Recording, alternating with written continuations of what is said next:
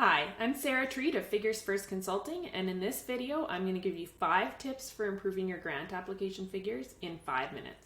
Let's get started. The first tip I have for you is to remember that sometimes less is more. Space is at a premium in grant applications, and we need to make sure that all of the details contained in those figures relate directly to information that our reviewer needs to walk away with. When creating a figure for a manuscript, it's often advantageous to show a given finding in multiple ways or with multiple comparisons. But if we're taking that data and making a preliminary data figure for a grant application, you want to think about the minimum amount that you need to show for the reviewer to walk away with that same message. So in this example here, I would think about, can my reviewer understand the point that I'm trying to make if I remove panels B and C and just show them panel A? There are going to be times, of course, when removing details can make a figure inaccurate. If you're working with a figure like that, I would encourage you to try to remove the emphasis of non-essential details. So if we want to imagine that we're showing this diagram here because aim 1 of our grant application relates to characterizing this receptor here. This diagram has a lot of color, there's a lot of words, and it may be difficult for a reviewer to know where they should focus their attention. By playing around with color and opacity, I can quickly focus their attention to the relevant aspects of this diagram. By removing non-essential labels, I can also crop more tightly, which allows me to make the diagram a little bit bigger, and I could even annotate it to indicate which aim within the grant this diagram relates to. The next suggestion is to provide context directly on the figure. So give your reviewer the information they need in order to interpret that finding, even if that information is already provided within the text.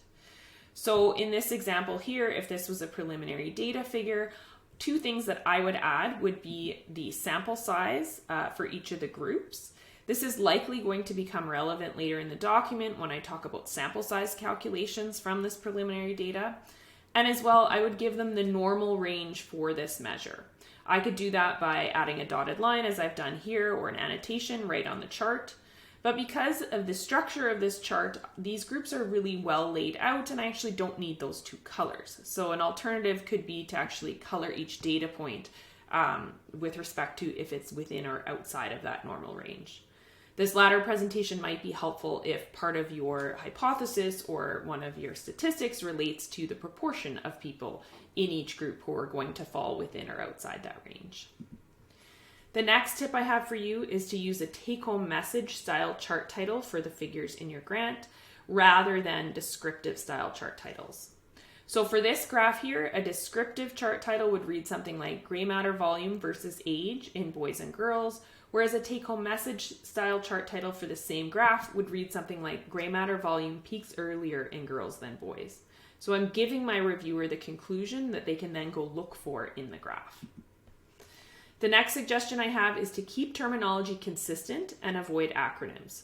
So we want to make sure that all the variable names and terminology within the figure in the axis labels, legends, chart titles, and so on exactly matches that in the text of the document. And we want to avoid using acronyms. And there's 2 reasons for this. One is our reviewer may jump around the document. So they may look at our figures before reading the accompanying text that goes with them. So we want the figures to at least be able to stand on their own enough that the reviewer can get an idea of what it is trying to show. And the second reason is that even within a single discipline, acronyms can get confusing. So within cognitive neuroscience, for example, WM is frequently used to denote working memory, but also used to denote white matter. So we just don't want to lead to any unnecessary confusion. The last tip I have for you is don't leave size checks for the end. So you want to be taking those figures and inserting them into your Word document early on in the creation of that grant. That way you can go back, you can rework the layout of the figures and resize them to fit the size requirement that you're working with. Also remember, everything must be readable. So there's no point in including words and axis labels that are too small to read or data points that are too small to evaluate. That's it for the 5 tips. If you found this helpful, I'd encourage you to check out my course, The Fundamentals of Effective Figure Design for Academics, which is linked in the description of this video. Thanks so much for listening.